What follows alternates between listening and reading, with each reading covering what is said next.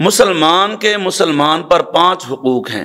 حضرت ابو ہریرہ رضی اللہ تعالیٰ عنہ روایت فرماتے ہیں، میرے آقا امام الانبیاء سید الانبیاء تاجدار بطحہ صلی اللہ علیہ وآلہ وبارک وسلم نے ارشاد فرمایا کہ مسلمان کے مسلمان پر 5 حق ہیں۔ سب سے پہلا حق ورد السلام، اگر کوئی مسلمان سلام کرے تو اس کو اس کے سلام کا جواب اچھے طریقے سے دے۔ وعیادت المریض، اگر کوئی مسلمان بیمار ہو جائے تو دوسرا مسلمان اس کی عیادت کرے، اس کا حال چال پوچھے، اس کی دل جوئی کرے۔ تیسرا حق جو ہے فرمایا واتباع الجنازۃ، اگر مسلمان فوت ہو جاتا ہے تو وہ اس کے جنازے کے ساتھ چلے، اس کو قبرستان تک پہنچانے میں اس کے ورثاء کی مدد کرے۔ اور چوتھا حق فرمایا واجابۃ الدعوۃ، اگر کوئی مسلمان آپ کو دعوت کرتا ہے تو دوسرے مسلمان کا حق بنتا ہے کہ اس کی دعوت کو قبول کرے، اگر کوئی شرعی عذر نہ ہو تو اس کی دعوت کو ضرور قبول کرے اور اس کے ہاں ضرور جائے۔ اور 5واں حق نبی پاک علیہ السلام نے ارشاد فرمایا وتشمیت العاطس، جب مسلمان چھینکے تو اس کی چھینک کا جواب دے، یعنی چھینکنے والا الحمدللہ کہے اور سننے والا اس کے جواب میں یرحمک اللہ کہے۔